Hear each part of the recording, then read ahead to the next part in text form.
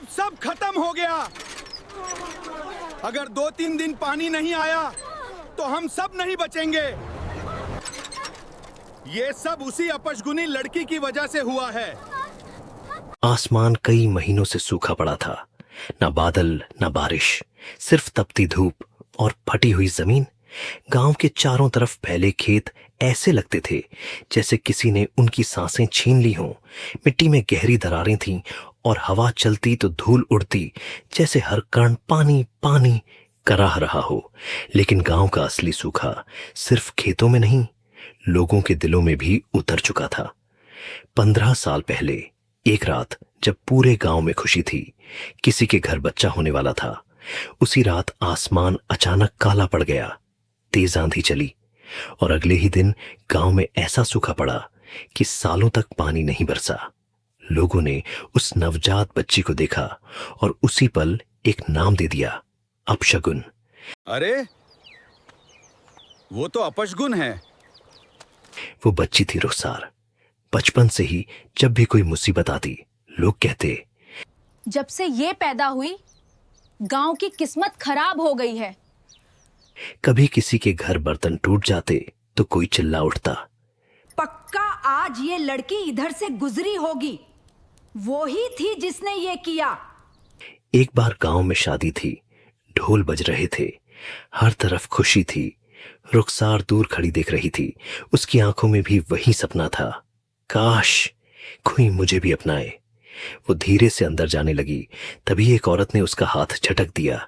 रुक जा, अगर तेरी परछाई भी पड़ गई ना तो ये शादी टूट जाएगी। रुखसार वहीं रुक गई, आंसू बहते हुए बोली, मैंने क्या किया है? जानती हो तुमने क्या किया है? लेकिन कोई जवाब नहीं मिला।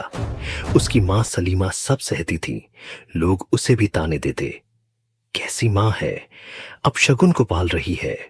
हर रात सलीमा उसे सीने से लगाकर कहती, तू अपशगुन नहीं है बेटी। अगर मैं अपशगुन नहीं हूँ तो मेरे आने के बाद ही सब बुरा क्यों हो रहा है? सलीमा चुप हो जाती, बस उसे कसकर गले लगा लेती और खुद रोती रहती। गांव के किनारे टूटी झोपड़ी में दोनों कभी रोटी कभी सिर्फ पानी पर गुजारा करती। लोग काम भी नहीं देते, अपशगुन को काम पर रखेंगे तो घर बर्बाद हो जाएगा। रुखसार सूखे खेतों को देखती और धीरे से कहती, लगता है मैं ही इस गांव का सूखा हूँ। और आज हम अनाज कैसे उगाएंगे? हमारा पेट कैसे भरेगा? हम क्या करेंगे? यहाँ कोई पानी नहीं है। गांव का आखिरी सहारा, पुराना पानी का पंप भी बंद हो चुका था। लोग इकट्ठा थे, घबराहट, डर और बेबसी थी, और कहीं ना कहीं उनकी नजर फिर रुखसार पर थी। लोग पंप के चारों तरफ खड़े थे, कोई रस्सी डाल रहा था, कोई लाठी से ठोक रहा था, कोई आसमान की तरफ देखकर दुआ कर रहा था, लेकिन पंप खामोश था। एक आदमी चिल्लाया, अब सब खत्म हो गया। अगर 2-3 दिन पानी नहीं आया तो हम सब नहीं बचेंगे। भीड़ में खड़ी रुखसार ये सब सुन रही थी, डरते हुए धीरे से बोली, वो ये ऐसे नहीं ठीक होगा। मैंने स्कूल में पढ़ा है, जब पंप में मिट्टी जम जाती है तो इसे खोलकर साफ करना पड़ता है। तुम्हारी बात सही है। फिर आ गई अपशगुन। तभी एक बूढ़ा आदमी आगे आया। बस करो, इतना सब कर लिया लेकिन कुछ नहीं हुआ, अब इसे ही कोशिश करने दो। काम शुरू किया। धूप तेज थी, जमीन तप रही थी और उसके नाजुक हाथ जंग लगे पेंच खोलते खोलते छिलने लगे। फिर भी वो रुकी नहीं। पास खड़ी सलीमा उसे देख रही थी। दिल कांप रहा था, लेकिन उसने उसे नहीं रोका। कुछ पल बाद वो उसके बिल्कुल पास आकर बैठ गई और बिना कुछ कहे उसका साथ देने लगी। लोग दूर खड़े थे, कुछ हंस रहे थे, कुछ ताने मार रहे थे। कितनी देर तक चलेगा ये? लेकिन धीरे धीरे आवाजें कम होने लगीं और खामोशी बढ़ने लगी। रुखसार लगातार कोशिश करती रही, हाथ कांपने लगे, सांसें भारी हो गईं और अचानक उसका हाथ फिसला। वो वहीं पास ही जमीन पर गिर पड़ी।